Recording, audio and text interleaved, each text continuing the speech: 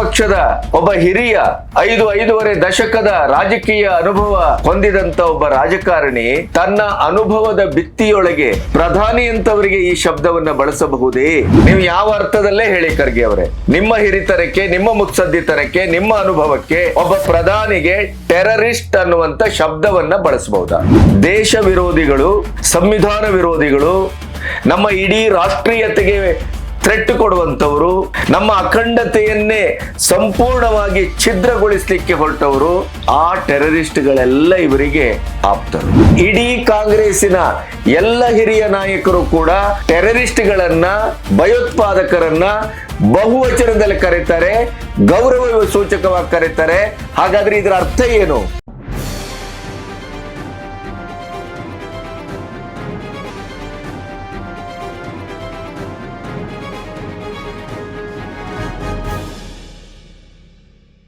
ನಮಸ್ತೆ, B Ganapati news ಚಾನೆಲ್ಗೆ ಸ್ವಾಗತ.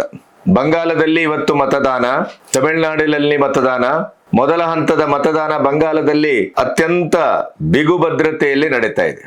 ಇದರ ಮಧ್ಯೆ ಇಡೀ ದೇಶಾದ್ಯಂತ ಮತ್ತೆ ಖರ್ಗೆಯವರ ಪ್ರಧಾನಿ ಮೋದಿ ಟೆರರಿಸ್ಟ್ ಅಂತ ಘೋಷಿಸಿದ, ಆಮೇಲೆ ಟೆರರೈಸರ್ ಅಂತ ಅದನ್ನ ವಿವರಣಾತ್ಮಕವಾಗಿ ನಾನು ಹೇಳಿದ್ದು ಏನು ಅನ್ನೋದನ್ನ ಖರ್ಗೆ ವಿವರಿಸಿದ್ದು, ಇವೆಲ್ಲವೂ ಮತ್ತೆ ಚರ್ಚೆಗೆ ಬರ್ತಾ ಇದೆ. ಅದಕ್ಕಿಂತ ಬಹಳ ಗಂಭೀರವಾಗಿ ಬಿಜೆಪಿ ಇದನ್ನ ಎಷ್ಟರ ಮಟ್ಟಿಗೆ ಕಠಿಣವಾದಂತ ಒಂದು ನೆಲೆಗೆ ಮುಟ್ಟಿಸಲೇಬೇಕು ಅನ್ನುವ ಹಠ ತೊಟ್ಟಿದೆ ಅಂತಂದ್ರೆ, ಚುನಾವಣಾ ಆಯೋಗಕ್ಕೆ ನಿಯೋಗ ಹೋಗಿ ಖರ್ಗೆಯ ವಿರುದ್ಧ ಅವ್ರ ಮೇಲೆ ಕ್ರಮ ತೆಗೆದುಕೊಳ್ಬೇಕು ಅಂತ ಬಿಜೆಪಿ ಅವರು ಏನು ಮನವಿ ಮಾಡಿಕೊಂಡಿದ್ದಾರೆ, ಆ ಮನವಿಗೆ ಸ್ಪಂದಿಸಿದಂತ ಚುನಾವಣಾ ಆಯೋಗ 24 ಗಂಟೆಯ ಒಳಗಡೆ ಖರ್ಗೆ ಅವರು ಇದಕ್ಕೆ ಉತ್ತರವನ್ನ ಕೊಡಬೇಕು.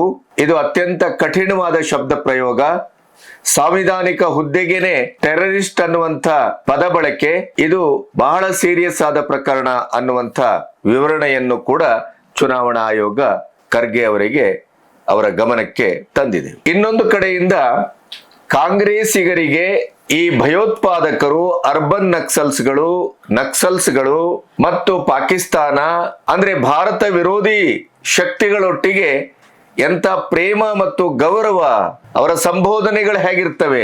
ಭಾರತದಲ್ಲಿ ಟೆರರಿಸಂ ಅನ್ನ, ಭಯೋತ್ಪಾದಕತೆಯನ್ನ ನಿರ್ಮೂಲನೆ ಮಾಡ್ತೇವೆ, ನಕ್ಸಲಿಸಂ ಅನ್ನ ನಿರ್ಮೂಲನೆ ಮಾಡಿದಂತ ಒಂದು ಹೆಗ್ಗಳಿಕೆಯನ್ನ ಚಾರಿತ್ರಿಕವಾಗಿ ಮೋದಿ ಸರ್ಕಾರ ಈಗಾಗಲೇ ಹೊಂದಿದೆ. ಪಾಕಿಸ್ತಾನವನ್ನ ಇನ್ನಿಲ್ಲದಂತೆ ಭೂಪಟದಿಂದಲೇ ಬೇರ್ಪಡಿಸ್ತೇವೆ ಅನ್ನುವಂತ ಹುಂಕರಿಕೆಯಲ್ಲಿ ಭಾರತ ಇರುವಾಗ, ಈ 12 ವರ್ಷದಲ್ಲಿ ನಮ್ಮನ್ನ ತಟ್ಲಿಕ್ಕೆ ಮುಟ್ಲಿಕ್ಕೆ ಬಂದಾಗ, ಪೆಹಲ್ಗಾಮ್ ಘಟನೆಗೆ ನಿನ್ನೆಗೆ 1 ವರ್ಷ, ಮೈಸೂರಿನ ಮಂಜುನಾಥ್ ಅವರ ತಾಯಿ ಒಂದು ಮಾತನ್ನ ಹೇಳಿದ್ರು, ನನ್ನ ಮಗನನ್ನ ಕಳ್ಕೊಂಡಿದ್ದೇನೆ, ಆ ದುಃಖ ಪ್ರಾಯಶಃ ಈ ಜನ್ಮದಲ್ಲಿ ನಾನು ಭರಿಸಲಾರೆ, ಆದ್ರೆ ನನ್ನ ಮಗನನ್ನ ಅಷ್ಟು ಕ್ರೂರವಾಗಿ ಧರ್ಮದ ಹೆಸರಿನಲ್ಲಿ ಕಲ್ಮಾ ಓದಿ ಅಂತ ಹೇಳಿ ಬಟ್ಟೆ ಬಿಚ್ಚಿಸಿ ಹೀನಾಯವಾಗಿ ಕೊಂದಂತ ಆ ಭಯೋತ್ಪಾದಕರಿಗೆ ತಕ್ಕ ಪಾಠವನ್ನ ಈ ದೇಶದ ಪ್ರಧಾನಿ ಕಲಿಸಿದ್ರಲ್ಲ ಆಪರೇಷನ್ ಸಿಂಧೂರದ ಮೂಲಕ, ಆ ಮಟ್ಟಿಗೆ ನನಗೆ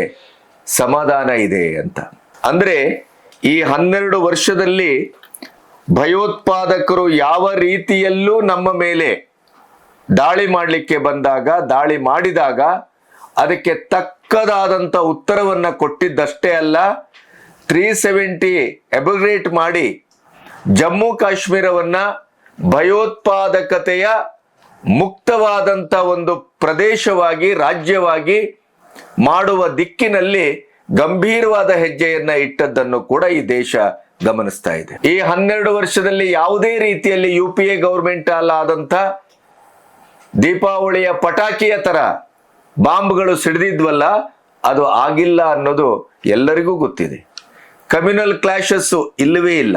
ಇವತ್ತು ಕಾಂಗ್ರೆಸ್ಸು ಮುಸ್ಲಿಮರ ಮತವನ್ನ ನಂಬಿಕೊಂಡು ತೆಲಂಗಾಣದ ಮುಖ್ಯಮಂತ್ರಿ ಹೇಳಿದ ಉದ್ಘೋಷವನ್ನ ಇವತ್ತು ಕರ್ನಾಟಕದ ಮುಸ್ಲಿಂ ವರ್ಗ ಸಿದ್ದರಾಮಯ್ಯನ ಸರ್ಕಾರಕ್ಕೆ ತ್ರಿಬಲ್ ತಲಾಕ್ ಕೊಡ್ಲಿಕ್ಕೆ ಹೊರಟಿದೆ. ಮುಸ್ಲಿಮರಿಗೆ ಕಾಂಗ್ರೆಸ್ ಅನಿವಾರ್ಯ ಅಲ್ಲ, ಕಾಂಗ್ರೆಸ್ಸಿಗೆ ಮುಸ್ಲಿಮರು ಅನಿವಾರ್ಯ ಅನ್ನೋದನ್ನ ಉಲೆಮಾ ಸಂಘಟನೆ ಬಹಳ ಸ್ಪಷ್ಟವಾಗಿ ಹೇಳಿದೆ. ಇವರ ತುಷ್ಟೀಕರಣ, ವೋಟ್ ಬ್ಯಾಂಕಿಗಾಗಿ ಅಸಂವಿಧಾನಿಕವಾಗಿ ಅಲ್ಪಸಂಖ್ಯಾತರ ಓಲೈಕೆ ಮಾಡುವಂತ ಆ ರೀತಿ ನೀತಿಗೆ ಸ್ವತಃ ಅದೇ ವರ್ಗ ಇವತ್ತು ತಿರುಗಿ ನಿಂತಿದೆ. ಆದರೂ ಇವರಿಗೆ ಬುದ್ಧಿ ಇಲ್ಲ. ಖರ್ಗೆಯವರು ಟೆರರಿಸ್ಟ್ ಅಂತ ಪ್ರಧಾನಿಗೆ ಬಳಸುವ ಭಾಷೆ ಇದೆಯಲ್ಲ, ಅದು ಎಷ್ಟು ಕ್ರೂರವಾದದ್ದು, ಎಷ್ಟು ಕಾನೂನು ಬಾಹಿರವಾದದ್ದು, ಎಷ್ಟು ಅಸಂವಿಧಾನಿಕವಾದದ್ದು. ಇದನ್ನ ಯೋಚನೆ ಮಾಡಿದ್ರೇನೆ ಮೈಯೆಲ್ಲ ನಡಗುತ್ತೆ. ಪ್ರಧಾನಿಗೆ, ಪ್ರತಿಪಕ್ಷದ ಒಬ್ಬ ಹಿರಿಯ 5.5 ದಶಕದ ರಾಜಕೀಯ ಅನುಭವ ಹೊಂದಿದಂತ ಒಬ್ಬ ರಾಜಕಾರಣಿ ತನ್ನ ಅನುಭವದ ಭಿತ್ತಿಯೊಳಗೆ ಪ್ರಧಾನಿ ಅಂತವರಿಗೆ ಈ ಶಬ್ದವನ್ನ ಬಳಸಬಹುದೇ? ಅದು ಈ ದೇಶಿಕರ ಪ್ರಶ್ನೆ. ಆದ್ರೆ ಇವರು ಭಯೋತ್ಪಾದಕರಿಗೆ, ನಿಜವಾದ ಅಂತಾರಾಷ್ಟ್ರೀಯ ಮಟ್ಟದ ಭಯೋತ್ಪಾದಕರಿಗೆ ಯಾವ ರೀತಿ ಸಂಬೋಧನೆ ಮಾಡ್ತಾರೆ ಅನ್ನೋದನ್ನು ಕೂಡ ಇವತ್ತು ಬಿಜೆಪಿ ವಿಡಿಯೋದ ಮೂಲಕ ತಿರುಗೇಟನ್ನ ಕೊಟ್ಟಿದೆ. ಆ ಎಲ್ಲ ವಿವರಗಳನ್ನ ನಿಮ್ಮೊಟ್ಟಿಗೆ ಹಂಚ್ಕೋಬೇಕು. ಇಲ್ಲಿಯವರೆಗೆ ನನ್ನ ಚಾನೆಲ್ ಅನ್ನ ಸಬ್ಸ್ಕ್ರೈಬ್ ಮಾಡದೇ ಇದ್ರೆ ಸಬ್ಸ್ಕ್ರೈಬ್ ಮಾಡಿ. ಸ್ವತಂತ್ರ ಪತ್ರಿಕೋದ್ಯಮಕ್ಕೆ ಬೆಂಗಾವಲಾಗಿ. ನಂಬರ್ 1, ಕಿರಣ್ ರಿಜಿಜು ನೇತೃತ್ವದಲ್ಲಿ ನಿರ್ಮಲಾ ಸೀತಾರಾಮನ್ ಮತ್ತಿತರ ಹಿರಿಯ ಸಚಿವರೊಟ್ಟಿಗೆ ನಿಯೋಗದೊಂದಿಗೆ ಚುನಾವಣಾ ಆಯೋಗಕ್ಕೆ ಮನವಿಯನ್ನ ಮಾಡಲಾಗಿದೆ. ಖರ್ಗೆ ಅವರು ಬೇಷರತ್ತಾಗಿ ಕ್ಷಮೆ ಕೇಳಬೇಕು. ಖರ್ಗೆಯವರು ಮೇಲೆ ಕಠಿಣವಾದ ಕ್ರಮ ಆಗಬೇಕು. ಅದಕ್ಕೆ ಚುನಾವಣಾ ಆಯೋಗ ಖರ್ಗೆ ಅವರಿಗೆ 24 ಗಂಟೆಯ ಗಡುವನ್ನು ಕೊಟ್ಟು ನೋಟಿಸ್ ಅನ್ನ ಜಾರಿ ಮಾಡಿದೆ. ಇಲ್ಲಿರುವ ಒಂದು 2-3 ಪ್ರಶ್ನೆಗಳು ಬಹಳ ಮುಖ್ಯವಾಗಿ ಉದ್ಭವಿಸ್ತವೆ. ಈ ದೇಶದ ಸಾಂವಿಧಾನಿಕ ಸಂಸ್ಥೆಗಳನ್ನ ಬಳಸಿಕೊಂಡು ಪ್ರತಿಪಕ್ಷಗಳಿಗೆ ಭಯವನ್ನ ಹುಟ್ಟಿಸ್ತಾ ಇದ್ದಾರೆ, ಹೆದರಿಸ್ತಾ ಇದ್ದಾರೆ, ಟೆರರೈಸ್ ಮಾಡ್ತಾ ಇದ್ದಾರೆ ಅನ್ನುವ ಅರ್ಥದಲ್ಲಿ ನಾನು ಹೇಳಿದ್ದೇನೆ ಅಂತ. ನೀವು ಯಾವ ಅರ್ಥದಲ್ಲೇ ಹೇಳಿ ಖರ್ಗೆ ಅವರೇ, ನಿಮ್ಮ ಹಿರಿತನಕ್ಕೆ, ನಿಮ್ಮ ಮುತ್ಸದ್ದಿತನಕ್ಕೆ, ನಿಮ್ಮ ಅನುಭವಕ್ಕೆ ಒಬ್ಬ ಪ್ರಧಾನಿಗೆ ಟೆರರಿಸ್ಟ್ ಅನ್ನುವಂತ ಶಬ್ದವನ್ನ ಬಳಸಬಹುದಾ? ನೀವು ಭಯಪಡಿಸ್ತೀರಿ, ಹೆದರಿಸ್ತೀರಿ, ಈ ರೀತಿಯಲ್ಲಿ ಮಾತಾಡಿ. ಆದ್ರೆ ರಾಷ್ಟ್ರದ ಒಳಗಡೆ, ರಾಷ್ಟ್ರದ ಹೊರಗೆ, ಅಂತಾರಾಷ್ಟ್ರೀಯ ಮಟ್ಟದಲ್ಲಿ ಟೆರರಿಸ್ಟ್ ಅನ್ನುವ ಶಬ್ದಕ್ಕೆ ಇವತ್ತು ಯಾವ ಅರ್ಥ ಇದೆ? ನೀವು ಯಾವುದೇ ಡಿಕ್ಷನರಿಯನ್ನ ನೋಡಿದ್ರು ಟೆರರಿಸ್ಟ್ ಅನ್ನುವ ಅರ್ಥಕ್ಕೆ ಇರುವುದು ಒಂದೇ ಅರ್ಥ, ಅದು ಭಯೋತ್ಪಾದಕ. ದೇಶವನ್ನ ಛಿದ್ರವಾಗಿಸಿ ಭಾರತವನ್ನ ಮುಗಿಸುವ, ಭಾರತದ ಮೇಲೆ ನಿರಂತರವಾಗಿ ದಾಳಿ ಮಾಡುವ, ಭಾರತದ ಅಸ್ತಿತ್ವವನ್ನೇ ಪ್ರಶ್ನಿಸುವ ಈ ರಕ್ತ ಪಿಪಾಸುಗಳಿಗೆ ಟೆರರಿಸ್ಟ್ ಅಂತ ಕರೀತಾರೆ. ಸ್ವತಂತ್ರ ಭಾರತದ 78 ವರ್ಷದಲ್ಲಿ 50-55 ವರ್ಷಗಳನ್ನ ರಾಜಕೀಯ ಜೀವನದಲ್ಲಿ ಮತ್ತು ಹಲವು 10 ಸಾಂವಿಧಾನಿಕ ಸಂಸ್ಥೆಯ ನೆಲೆಯಲ್ಲಿ ಅಧಿಕಾರವನ್ನ ಅನುಭವಿಸಿದ ಮಲ್ಲಿಕಾರ್ಜುನ ಖರ್ಗೆಯವರಿಗೆ ಟೆರರಿಸ್ಟ್ ಅನ್ನುವ ಶಬ್ದ, ಅದರ ಅರ್ಥ, ಉತ್ಪತ್ತಿ, ಬಳಕೆ, ಭಾರತ ಮತ್ತು ಟೆರರಿಸಂ ಅಥವಾ ಟೆರರಿಸ್ಟ್ಗಳಿಗೆ ಇರಬಹುದಾದಂತ ಒಂದು ವೈಷಮ್ಯ, ಅದರಿಂದ ಭಾರತ ಅನುಭವಿಸಿದಂತ ರಕ್ತಸಿಕ್ತ ಇತಿಹಾಸ, ಮಾರಣ ಹೋಮ, ಇವ್ಯಾವುದೂ ಅವರಿಗೆ ಅರ್ಥವೇ ಆಗ್ಲಿಲ್ವಾ? ಹಾಗಾದ್ರೆ ಮೋದಿ ಅಂತವರಿಗೆ, ಪ್ರಧಾನಿ ಮೋದಿ ಅಂತವರಿಗೆ ಈ ಶಬ್ದವನ್ನ ಬಳಸಬಹುದೇ? ಇಲ್ಲಿ ಕುಕ್ಕರ್ ಬಾಂಬ್ ಸಿಡಿದಾಗ ಅವರನ್ನ ಬ್ರದರ್ಸ್ ಅಂತ ಕರೆದ್ರು ಡಿ.ಕೆ. ಶಿವಕುಮಾರ್. ಇದೊಂದು ಚಿಕ್ಕ ಪುಟ್ಟ ಕುಕ್ಕರ್ ಸಿಡಿದ ಪ್ರಕರಣ ಅಂದ್ರು ಪರಮೇಶ್ವರ್. ಕೊನೆಗೇನಾಯ್ತು? ಅಂತಾರಾಷ್ಟ್ರೀಯ ಮಟ್ಟದ ಟೆರರಿಸಂನ ಭಾಗವಾಗಿ NIA ತನಿಖೆಯಿಂದ ಈ ಭಾರತಕ್ಕೆ ಇರಬಹುದಾದಂತ ಒಂದು ಥ್ರೆಟ್ಟಿನ ವಿಶ್ವರೂಪ ಒಂದು ಕುಕ್ಕರ್ ಬಾಂಬಿನ ಮೂಲಕ ಓಪನ್ ಆಯ್ತು. ಇದೇ ಖರ್ಗೆಯವರ ಆಪ್ತ ವಿಧಾನಸೌಧದಲ್ಲಿ ಭಾರತ್ ಮಾತಾ ಕಿ ಜೈ ಅಂತ ಹೇಳುವ ನೆಲದಲ್ಲಿ ಪಾಕಿಸ್ತಾನಕ್ಕೆ ಜೈ ಅಂದ್ರು. ಖರ್ಗೆಯವರು ಅದಕ್ಕೆ ತುಟಿ ಹೊಡೆಯಲಿಲ್ಲ. ಇದೇ OIC ಅವರು ಭಾಗವಹಿಸಿದ ಕಾರ್ಯಕ್ರಮದಲ್ಲಿ ಒಂದು ಹೆಣ್ಣುಮಗಳು ಪಾಕಿಸ್ತಾನಕ್ಕೆ ಜೈ ಅಂದ್ಲು. ಅದೇ ಹೆಣ್ಣುಮಗಳು ಕೊನೆಗೆ ನೋಡಿದ್ರೆ ರಾಹುಲ್ ಅಪ್ಪಿಕೊಂಡಂತ ರಾಹುಲ್ ಅವರನ್ನ ಪಕ್ಷದ ಸದಸ್ಯರಾಗಿಯೋ ಇನ್ನೊಂದೋ ಮಗದೊಂದೋ ಸ್ವೀಕರಿಸಿದ್ರು ಅಂತ ಕಾಣುತ್ತೆ. ಅಂತ ಒಂದು ಫೋಟೋ ಇವತ್ತು ಇಡೀ ಭಾರತದಲ್ಲಿ ಸೋಷಿಯಲ್ ಮೀಡಿಯಾದಲ್ಲಿ ಸುತ್ತಾಡ್ತಾ ಇದೆ.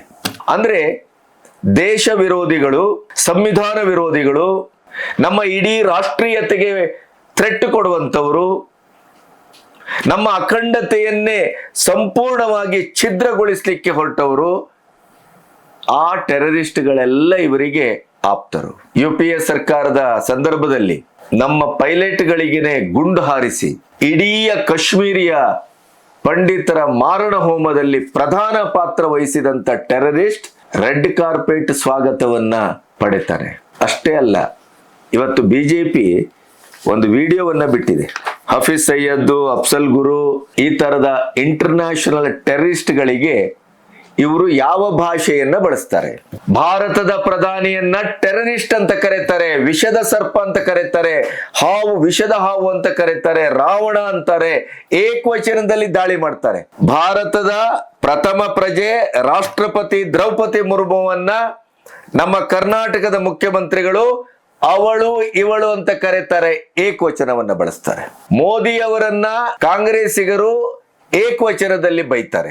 ಆದರೆ ನಮ್ಮ ದೇಶದ ಭವ್ಯತೆಗೆ, ಅಖಂಡತೆಗೆ, ಸಾರ್ವಭೌಮತೆಗೆ ಬಾಂಬ್ ಹಾಕ್ಲಿಕ್ಕೆ ಇಷ್ಟಪಡುವ, ಬಾಂಬ್ ಹಾಕಿದ ಸಂಸತ್ ಭವನ ಜನದೇಗುಲ ಅದು, ಆ ಸಂಸತ್ ಭವನಕ್ಕೆ ಬಾಂಬ್ ಹಾಕಿದಂತವ್ರಿಗೂ ಕೂಡ ಇವರು ಏನ್ ಕರೀತಾರೆ? अफजल जी, हफीज जी। आ वीडियो नम्मे नोड़ी। 100 गज दूर पर ये ओसामा जी जो हैं मसूद अजहर जी के साथ बैठकर मसूद अजहर जी के साथ हाफिज सईद साहब आप श्री हफीज सैयद अफजल गुरु जी को ಇವರು ಬಹುವಚನದಲ್ಲಿ ಕರೀತಾರೆ. ಇಡೀ ಕಾಂಗ್ರೆಸ್ಸಿನ ಎಲ್ಲ ಹಿರಿಯ ನಾಯಕರು ಕೂಡ ಟೆರರಿಸ್ಟ್ಗಳನ್ನ, ಭಯೋತ್ಪಾದಕರನ್ನ ಬಹುವಚನದಲ್ಲಿ ಕರೀತಾರೆ, ಗೌರವ ಸೂಚಕವಾಗಿ ಕರೀತಾರೆ. ಹಾಗಾದ್ರೆ ಇದರ ಅರ್ಥ ಏನು? 26/11 ಘಟನೆ ಆದಾಗ ಬಹಳ ಮಡಚ್ಕೊಂಡು ಕೂತಿದ್ರಲ್ಲ, ಪಾಕಿಸ್ತಾನದ ಮೇಲಿನ ಮಮತೆ ಮತ್ತು ಪ್ರೇಮದಿಂದ.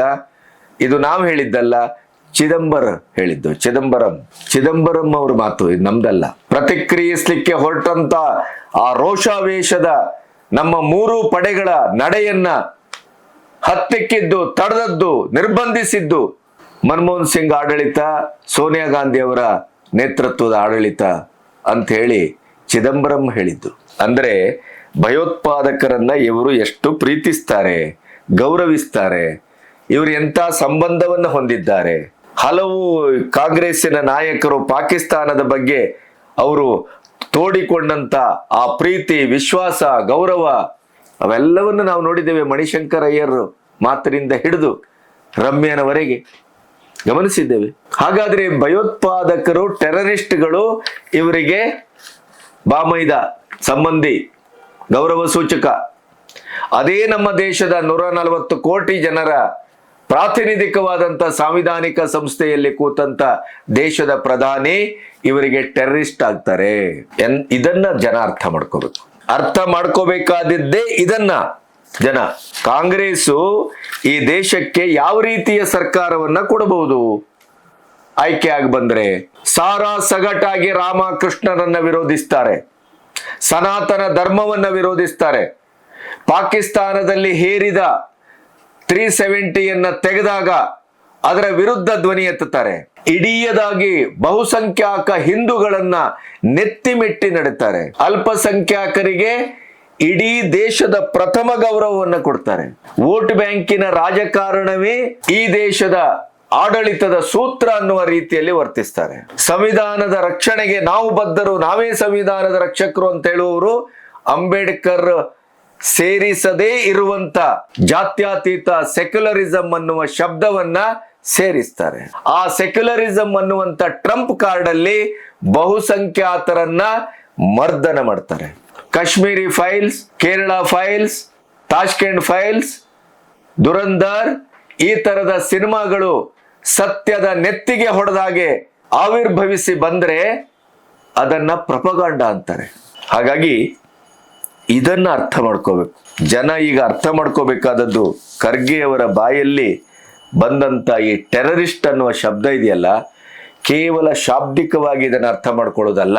ಅವರ ಮನೋಭಾವ, ಅವರ ಭಾವನಾತ್ಮಕವಾದ ಒಳತೋಟಿ, ಅವರ ದೃಷ್ಟಿಕೋನ, ಆಮೇಲೆ ಅವರ ಒಳಗಡೆ ಇರುವಂತ ಒಂದು ಆ ಇರಾದೆಯ ಸ್ವರೂಪ, ರೂಪ ಎಂಥದ್ದು ಅನ್ನೋದರ ಸ್ಪಷ್ಟವಾದಂತ ಸೂಚನೆ ಇದು. ಪ್ರಧಾನಿ ಮೋದಿ ಅವರನ್ನ ಟೆರರಿಸ್ಟ್ ಅಂತ ಕರೆದದ್ದು ಅದು ಅಚಾನಕ್ ಪದ ಬಳಕೆ ಅಲ್ಲ.